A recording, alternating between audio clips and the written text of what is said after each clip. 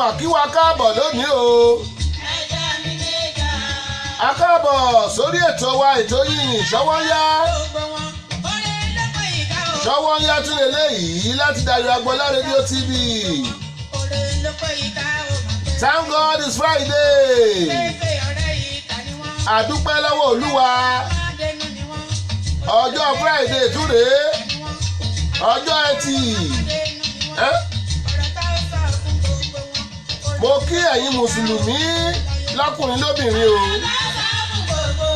A kú òǹgbẹ. Bóòni àwa tá à ń gbà àwẹ̀ di mélòó?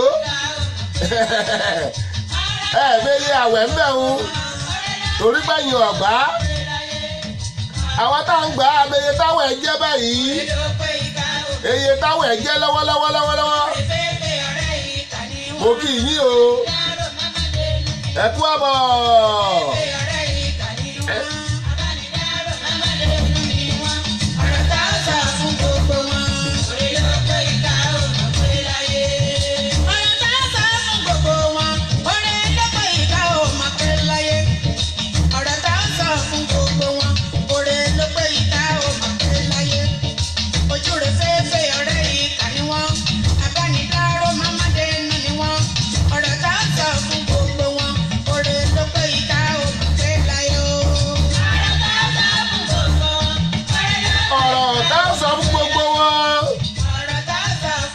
Ọ̀rọ̀ tá à ń sọ fúnra wa gan-an.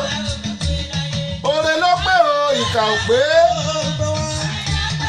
Ìkà ò pé ẹ bá hùwà ìkà. Ǹjẹ́ rere ni ó ṣe wò ní ṣèkà?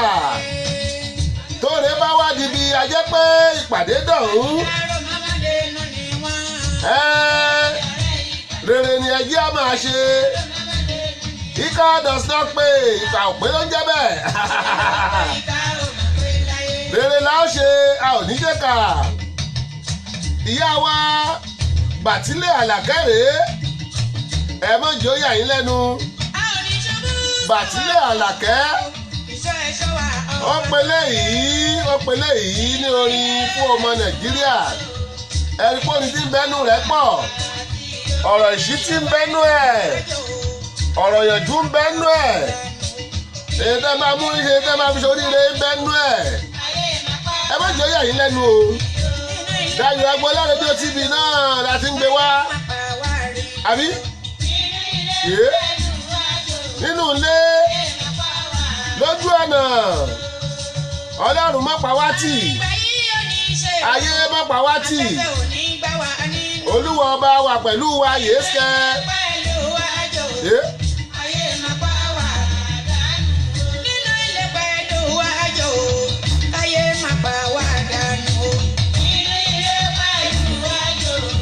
Ẹ̀yin tó bá yẹ pé ẹ̀ ń wò wá lórí Sami Dayọ̀ Agbọ́lá lọ́nà kejì tó lọ́nà méjìlá ń gbà transmit nísìnyí ẹ rí i pé iṣẹ́ díẹ̀díẹ̀ ti ń lọ lórí rédíò station wa. Àsọ bẹ́ẹ̀ Olúwa ti ń ṣe, God is doing it. Olúwa lòun máa ṣe tẹ̀yìn ò bá ti kánjú. Wọ́n láwọn tó ń dúró de Olúwa wọ́n fìyẹ́ bò bí ibi. Ó sáré kò nílẹ̀ wọ́n, kódà àárẹ̀ ò ní mú wọn. Ruth Ọládé Adéjùmọ̀ mo rí yín o, ẹ kú àbọ̀ sórí ètò. Wọ́n ní happy weekend to you over there bàbá Ṣọ́wọ́nyá ẹ ṣeun. Adérèlé Jẹ́gẹ́dẹ́ àwọn òbí bò ní ẹ kú àbọ̀ lórí ètò. Ige náà vacancy you ṣe wà ẹ kú àbọ̀ sórí ètò. Sadiq Láre akẹ́yìn náà o ẹ kú àbọ̀. Ṣọ́wọ́nyá lélẹ́yìí o láti Dayọ̀ Agbọ́lá rédíò TV. Ẹ gbà.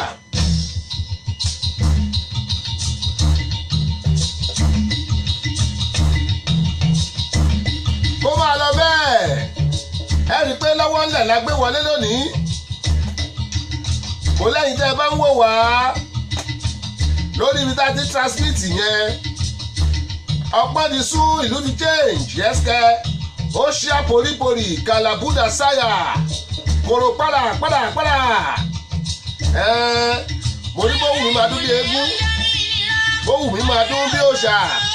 bóun bá tún fọhùn ẹnu mi yẹn.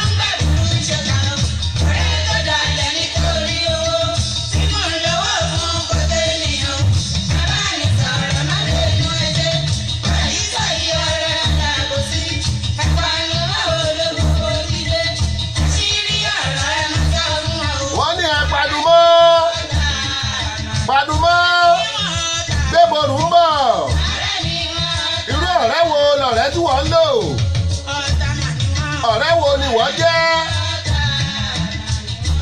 Alájà Àbàtílẹ̀ Àlàkẹ́. Wọ́n sọ oríṣiríṣi ọ̀rẹ́ fún wa. Oríṣiríṣi ọ̀rẹ́ ní bẹ́ńlẹ̀ ayé. Ọ̀rẹ́ wo lẹ̀yin jẹ́? Ọkọjá bẹ́ẹ̀. Ọ̀rẹ́ àkọ́kọ́. Abánidámọ̀ràn lórí iṣẹ́. Ọ̀jẹ́lábí Dr. Títílọpẹ́ ìyàwó ọ̀rẹ́ mi nù. Ìyàwó ọ̀rẹ́ mi Cornelius Fẹ́mi Ọ̀jẹ́lábí. Bóò ni ṣàlàáfíà lẹ́wà. Bàbá wa ń kọ́ dọ́sítọ̀ ń kọ́. Ẹ kú àbọ̀ sórí ètò. Ṣọwọ́ yálé léyìí láti Dayọ̀ Agbọ́lá rédíò TV. Alẹ́ gbúdọ̀ mí sí ẹ̀. Ọ̀pọ̀ ti sún. Ọkọ̀ jẹ́ àbíkẹ́bù.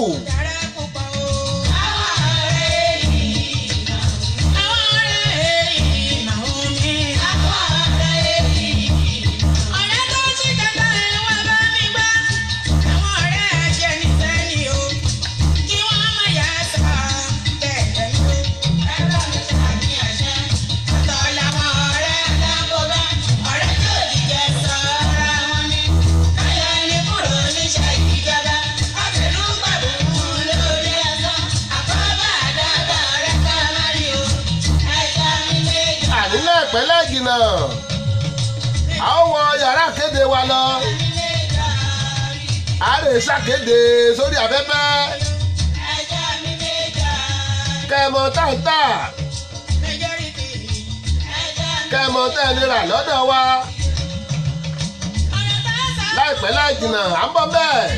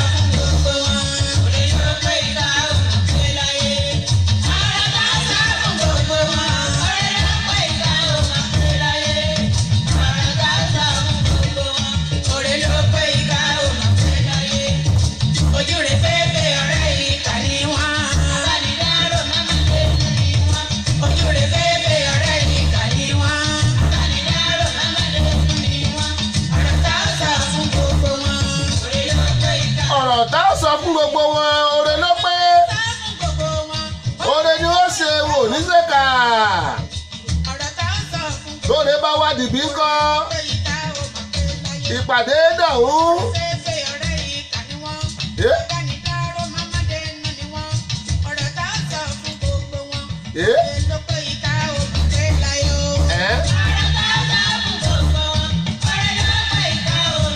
Ọ̀rọ̀ tá a sọ fún gbogbo wọn oore ló pé ìkà ò pé ẹ jẹ́ sáré yàwọ̀ yàrá kéde wa ẹyin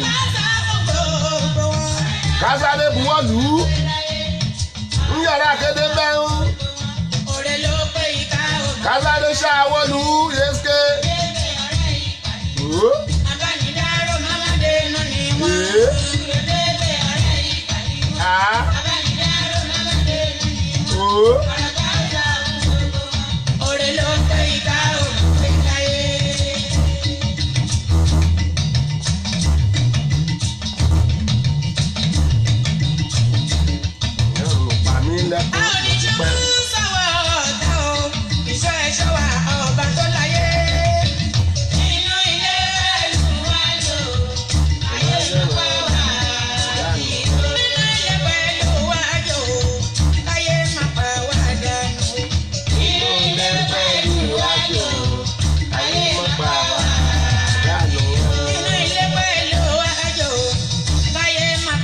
Sọ́wọ́nyá tó ti dóde ẹ̀ má tẹ ọkọ̀ owó àpátápá àrà àgbàlagbà ètò tí gbogbo ayé fẹ́ gbọ́.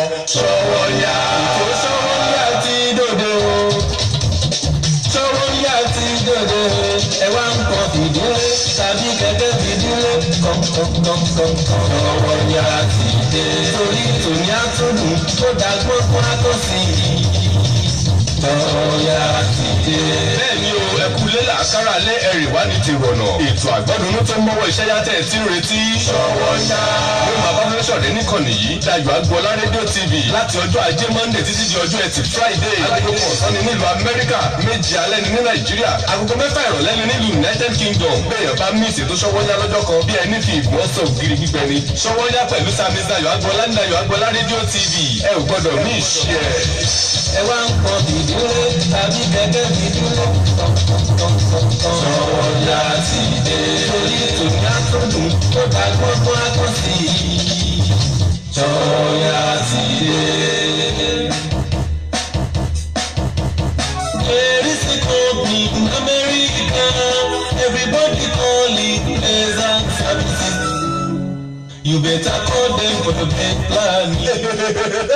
Pleasant services. They will plan your event more than your expectation. Decorating services. They are wonderful. Kámá tiẹ̀ wá sọ tadarí ètò. Alága ìdúró tàbí alága ìjókòó. Ẹ ti lọ wá pàjù. Pàbàmbarì ibẹ̀ tún wá ní wípé kò sóúnjẹ adúláwọ̀ tẹ́fẹ́ tẹ́ ò ní rí. Ní the Pleasant services. Wọ́n ṣáà ti pè sórí nọ́mbà wọ̀nyí. +14436 5344434 tàbí +14437 608 578. The Pleasant services. Oh my God. Orí ẹ wà níbẹ̀.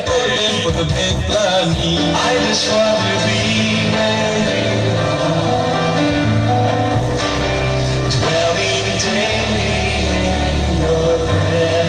Darkness cannot stand in His presence, because in His presence dwell the fullness of joy. In fact, fullness of life. And that is why the Virtuous Ladies of Gospel Faith Ministry International, North America government invites you to Virtuous Ladies Conference 2019.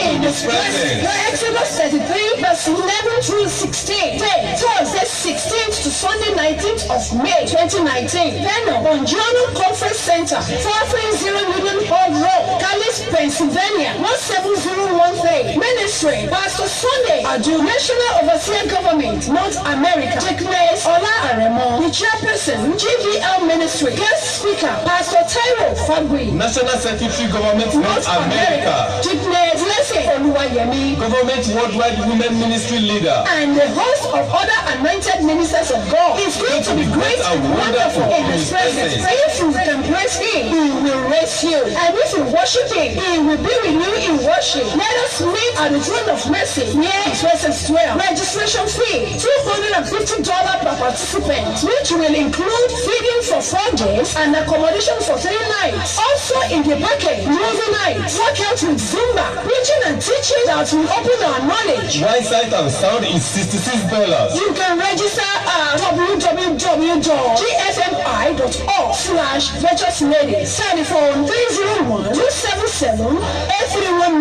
301-277-8319. This advert is being sponsored by The Planning Committee of GBL, Government North America. You can't afford to miss His presence, because in His presence there is fullness of joy. It's going to be powerful. Jesus is Lord.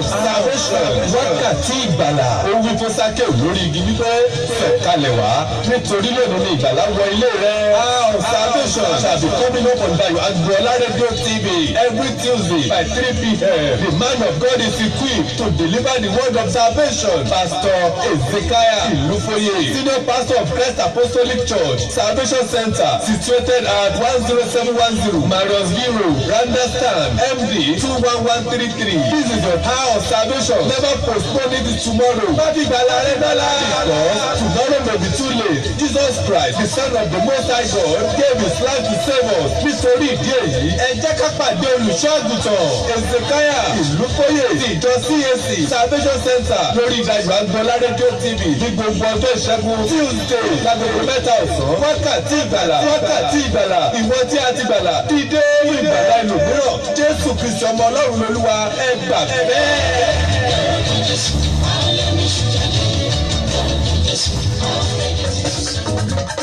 Ẹkún mi máa lànà fún mi, ẹkún mi máa lànà fún mi. My gift is faithful. Ẹkún mi máa lànà fún mi, ẹkún mi máa lànà fún mi.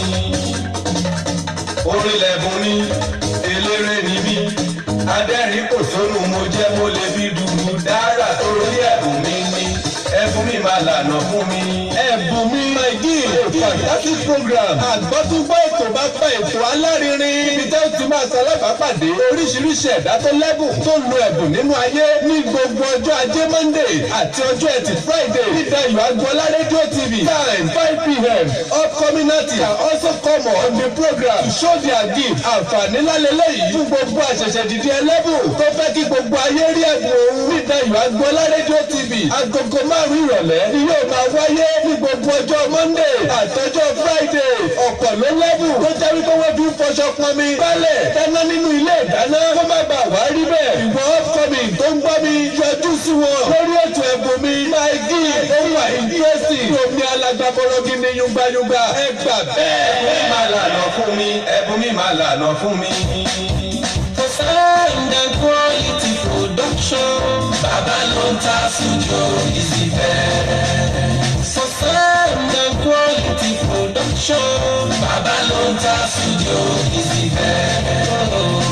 Babalonta Production, the ultimate in audio visual. Babalonta Production, the ultimate in audio visual. Yes, so you can't argue with the pros. Studios are many, but the best one is still Babalonta Digital Studio for your recording, demo CD, mastering, marketing and promotion, and also live band performance, seasoned DJ, videographer, photographer, master of ceremony, music consultant. Reach Samis Dayo Agboola on agboola68@gmail.com or visit our website www.dayoagboola.com. Telephone +1443 760-8578. Production, the ultimate in audio visual. Babalonta Production, the ultimate in audio visual.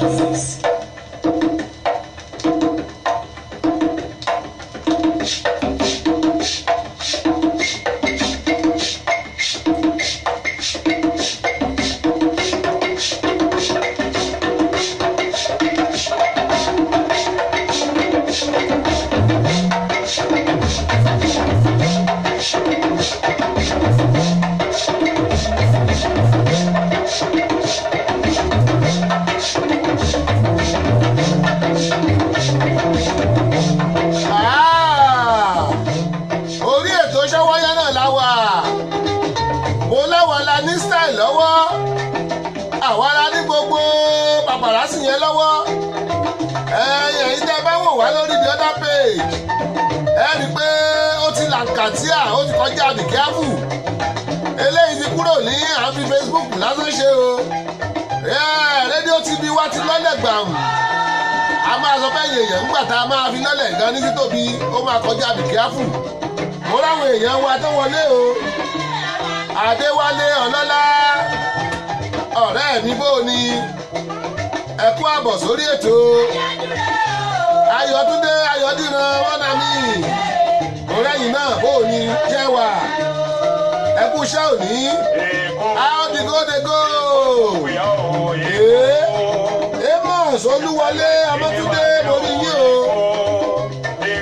Ẹ kú àbọ̀. Stephen Oyèníran mo rẹ́yìn náà. Ṣálẹ̀ àbí àlẹ́wà. Holy Trinity Tabernacle. I can see you. God bless you. Really good. Ẹ ṣeun ẹ ṣeun ẹ ṣeun. Ṣé bẹ́ẹ̀ nífẹ̀ẹ́ wa náà lè ṣe wọlé? Ṣé ń gbádùn ẹ̀? Bàbá wa Hubert Ògúndèrè o. Èkó mo pè. Àwa ní Èkó yẹ́n fi adé Lagos yé. Àwa lè kó.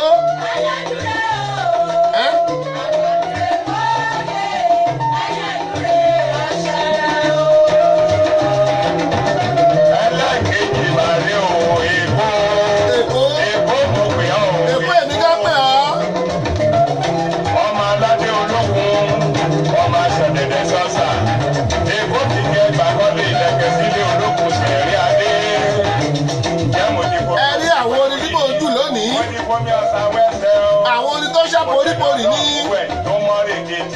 olórí Adéwálé borí yìí o, ẹ kú àbọ̀. Ṣé àlàálá lábíà lẹ́wà? Ìyọ́ra ẹ kú àbọ̀.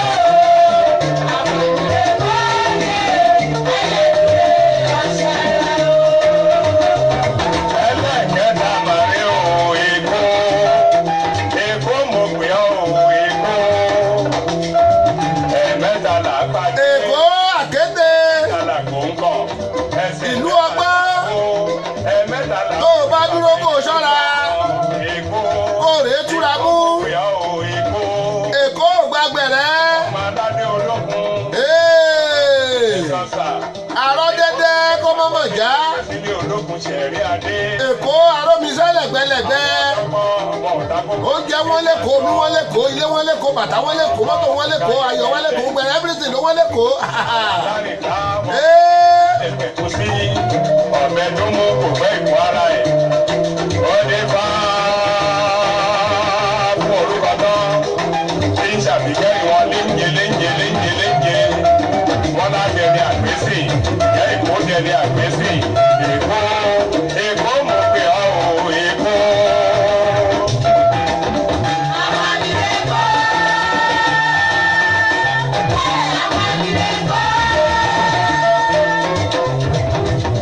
Olórí Adéwálé ẹ kú àbọ̀. Mo fìlì yín yẹ́sẹ̀. Adéwálé ọlọ́lá. Èkó ń gbóná fún mẹ̀kúnnù. Ọ̀rẹ́ mi kan báyìí. Àbígódégó. Èkó tutù fọlọ́wọ́. Èkó gbóná fún mẹ̀kúnnù. Ó tutù fọlọ́wọ́. Oúnjẹ wọn, gàrí wọn, ilé wọn, mọ́tò wọn, everything wọn 6. Everything wọn lankesation. Gbogbo ẹ̀ gbọ́. Ọlọ́run mẹ́fà kí ló wá rí bọ nílùú Èkó? Can you imagine? Èèyàn lọ́run mẹ́fà kó o lóye fẹ́ kó kù nílùú Èkó. Kí Olúwa ẹ̀bùn gbogbo wa. Torí Olúwa tí kò ní pàmẹ́kùnà sáyé, òun lolúwa ọ̀ padà tèmi sí rẹ̀ o.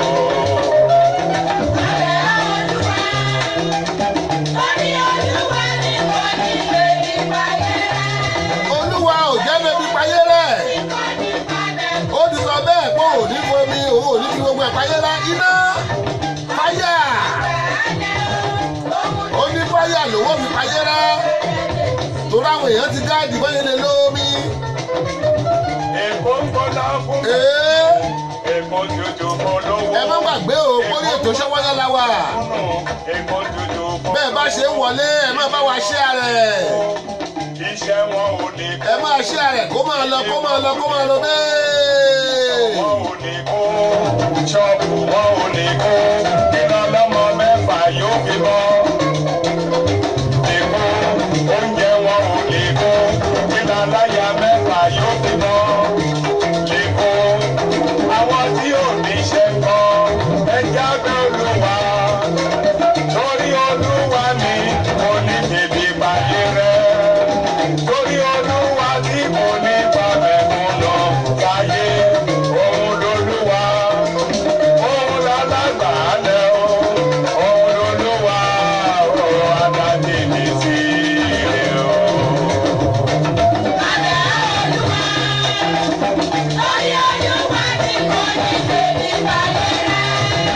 Olúwa ò ní bèbí payé rẹ̀. Olúwa wa kò ní pa mẹ̀kúnnù sílé ayé. Toró náà ló dá wa, òun náà ni ó gbà wá lẹ̀. Àbí òun ló dá wa, Èkó ni kò lè dá wa fún ìyà jẹ. ó kárí ìlú gbogbo. Èé. Ẹ bá mi ká lọ ẹ tẹ̀lé mi ká lọ Ìbàdàn. Ẹ tẹ̀lé mi ká lọ Odòkè Ọya. Bàbá wa ó bá tògún dèrè o. Wọ́n ló jẹ́ wọ́n Ìbàdàn náà. Kánò sáré Ó jẹ́ wọ́n Kánò, ó jẹ́ wọ́n Zaria. Ń bò wá lóúnjẹ ò tí wọ́n. níbi ní Tí ẹ bá wo orin yìí, orin eléyìí náà á fẹ́ wọ bíi 30 years. Ohun tó ń ṣẹlẹ̀ láyé lọ́wọ́lọ́wọ́ nù. sọ̀sà. Na so e dey go. Hey.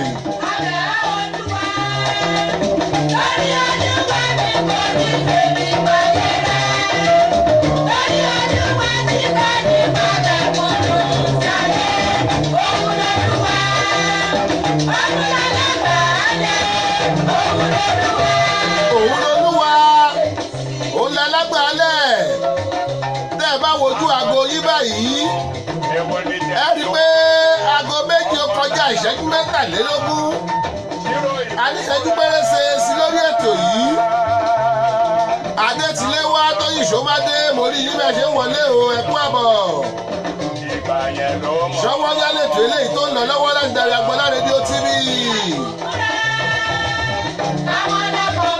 Alẹ́ ìgbúdọ̀ bí iṣẹ́ ẹ̀.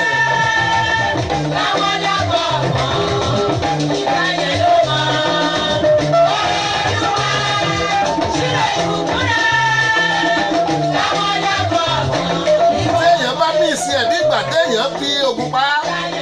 Ìgúnpá yín báyìí tẹ́ fi gbógiri gbígbẹ ẹ̀mọ̀ bí èdè yìí tó. Tí ó dùn yàn wọlé, tí ó dùn yàn wọlé ayé. Ìwọ ọ̀rẹ́ mi. Bóyá máa ń nínú Ọjọ́ yẹn. ẹ̀ gbúdọ̀ bí iṣẹ́ ẹ̀. Òwe kó. Rántí ọjọ́ yẹn. Lára àwọn tá ń gbìyànjú láti máa ṣe lórí ètò wa kọ̀ọ̀kan. Kọ́lẹ̀ tó bá rẹ̀ ò kọ́. Tá a bá lọ fúlì dígítà. Tó bá rẹ̀ ò lókè. Tá a lọ fúlì dígítà. Kẹ̀rẹ̀kẹ̀rẹ̀ iṣẹ́ dọ́wọ́. A lè fi àwọn nǹkan kan hàn yín. Kẹ̀rẹ̀kẹ̀rẹ̀ owó dọ́wọ́. Ẹ lè máa rí wa bẹ́ẹ̀ bá ṣe ń wọlé. Ṣé dúró? Àbímọ́dún. Ẹ̀yin tẹ́ ṣì wò wá lórí Sàmísà Yàgbọ́lé oníkámẹ́rà kan. Ẹ kú àfimọ́ra o. Káwọn Ó kù díẹ̀. ìgbà yẹn ló mọ̀. Ẹ kú àfimọ́ra. Olúwa. Ó kù díẹ̀. Tó yẹ pé Ọmọ ènìyàn. ẹ bẹ́ẹ̀ ṣe ń wò wá lórí ìkejì yẹn lẹ́yìn bá bá wò wá direct. Orí Olúwa. Pẹ̀lú gbogbo àwọn pictures tó yẹ kó wà ńbẹ̀. Ìkan lára picture yẹn rèé, ẹ wò ó, ẹ gbà á. Ẹ̀rí kó ti yàtọ̀. Ìlú ti yí, orí ti change. Ó different. Ó yàtọ̀ sí ohun tó wà ńbẹ̀ tẹ́lẹ̀.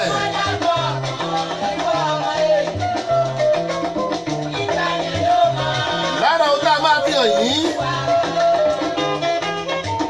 Forescandle.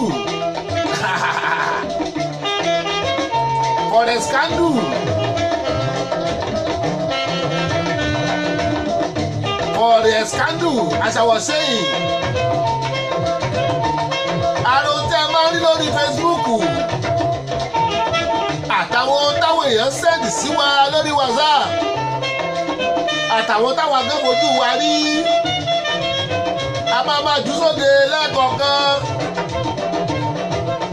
Ẹ lè rí bó ṣe ń lọ. Onímọ̀tò kó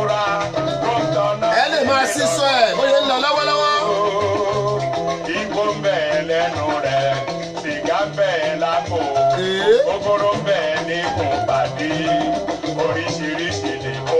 tẹ́ ẹ bá lọ gbórin bàbá yìí ọkọjá bìkíápù adétiléwá tóyìn ṣọmádé ní happy weekend we get there in Jesus name amen. ẹ ṣeun ẹ ṣeun ẹ ṣeun Forest Candle ẹ̀yin tẹ́ ń wò wá ní péjì ẹlẹ́yọkan ẹ̀yin ò nílé léyìí ṣùgbọ́n tẹ́ bá lọ́ọ̀gì sí péjì kejì ẹ máa rí bó ṣe ń lọ ẹnìkan rèé o ẹnìkan rèé tó yẹ pé ó rèé rajà ńlú Èkó obìnrin ni bó ṣe rajà yìí wọ́n ń yí ọjà mọ́ lọ́wọ́ wọ́n ń yí ọjà mọ́ lọ́wọ́ ẹ̀ní ẹ wò ẹ wò ẹ wò.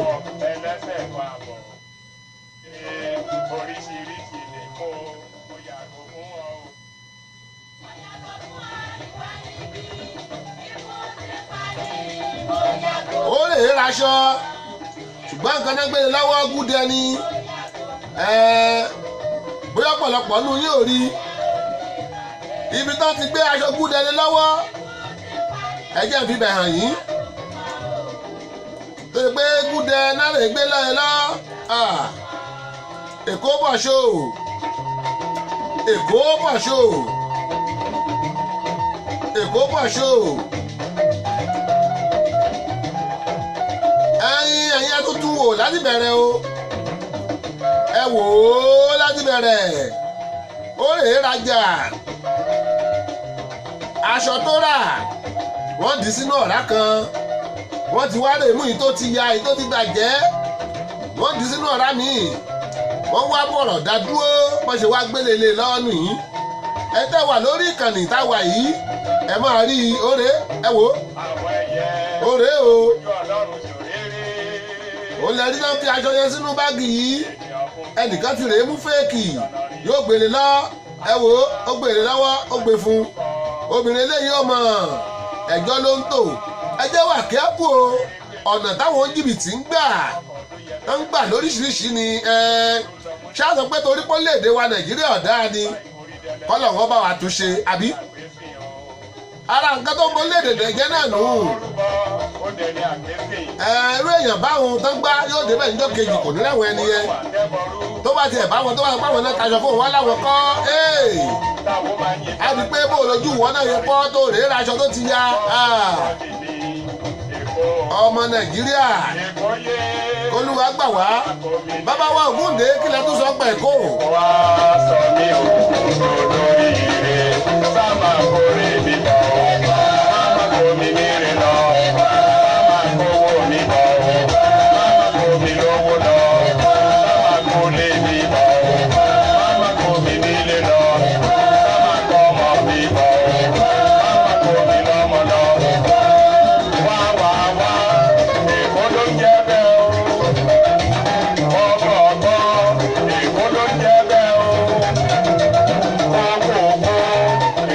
Fúnmiláyọ̀ Táíwò mórí ní o Fúnmiláyọ̀ Táíwò ẹ kú àbọ̀ sórí ètò ṣàlàáfíà lẹ́wà ṣọwọ́ ń yálé lé iṣẹ́ láti Dayọ̀ Agbọ́lá rédíò TV gbogbo bẹ́ẹ̀ ṣe ń wọlé yẹn má bá wa share rẹ̀ ẹ máa yin ilé kan náà ẹ máa share rẹ̀ kó máa jáde kó máa lu kára kó máa lu jáde káàkiri ẹ share rẹ̀ ẹ bá wa share rẹ̀ ẹ ṣeun adúpẹ́ bóò ni ṣáàbíà ni.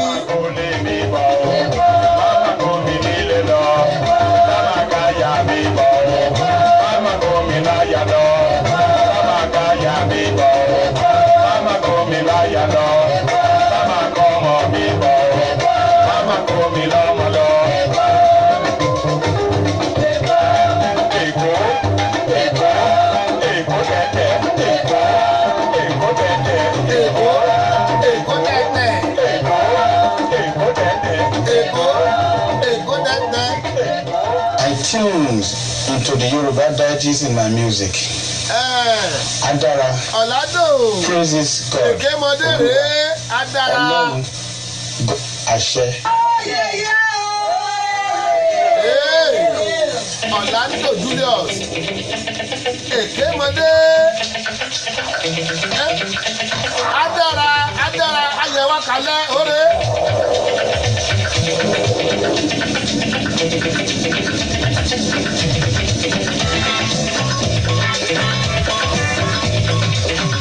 tí ẹ bá rántí arákùnrin yìí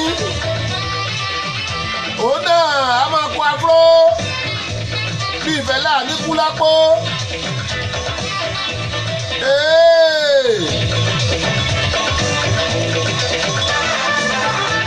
Bàbá ṣì ń bẹ láyé o kò kú.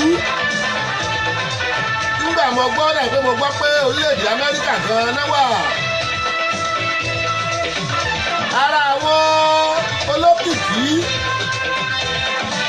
orílẹ̀-èdè wa Nàìjíríà pòdùsì rèé.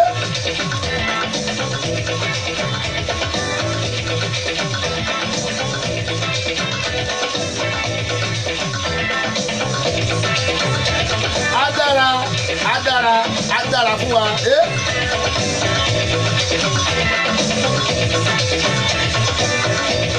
Abidjan Romelu, I can see you.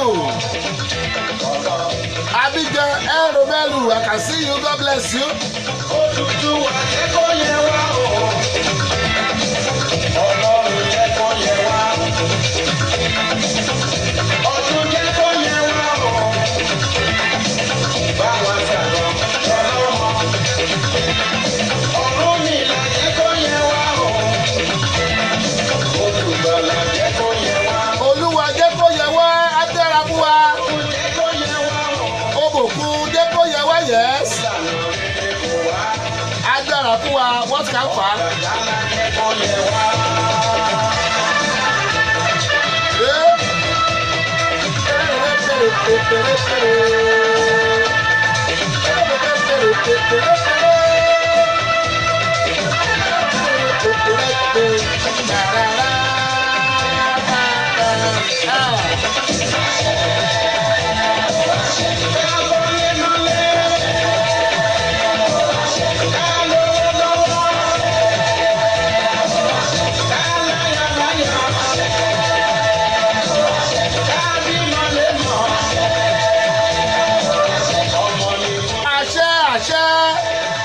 Kó dára fún wa ká kọ́lé mọ́lé ká lówó mọ́wó ká bímọ ọmọ ká tẹ̀láfíà àìkú baálé ọ̀rọ̀ kó máa jẹ́ tiwa ìfẹ́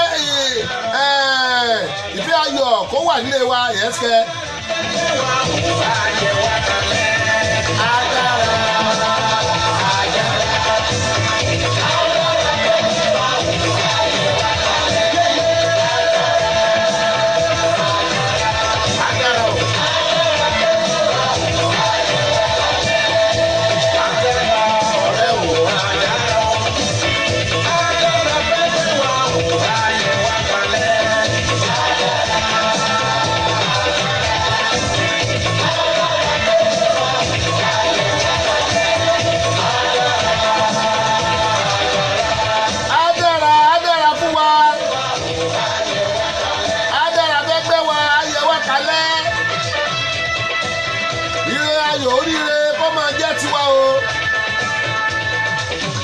Ìdùnnú ayọ̀ àtúbọ̀tán rere kó máa ṣe tiwa á dára fún wa á yẹ wá kalẹ̀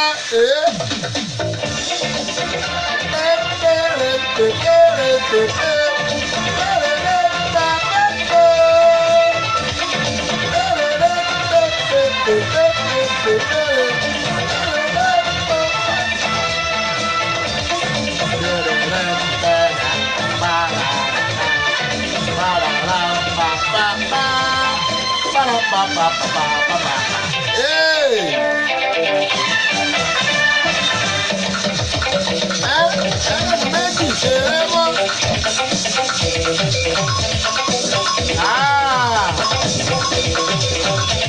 Ó ṣe kí ni. Ọ̀rẹ́ ò bá dára. Adára fẹ́ fẹ́ wá wò wá yẹ wá kalẹ̀. Adára fẹ́ fẹ́ wá wò wá yẹ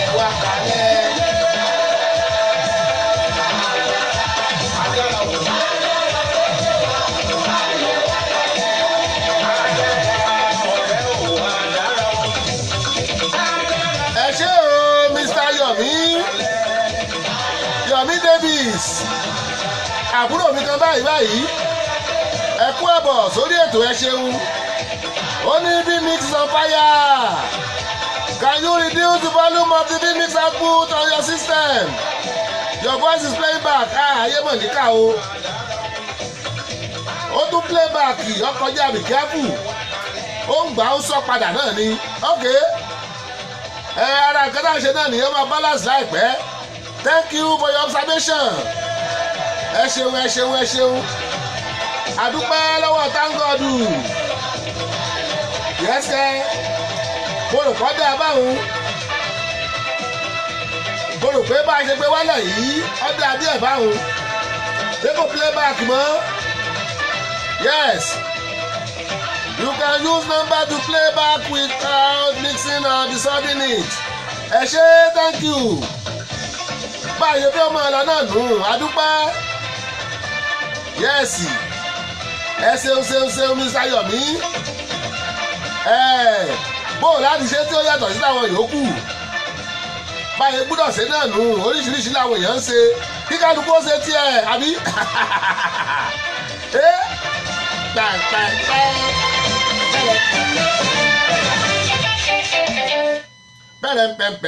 pẹ̀rẹ̀ alright let's go.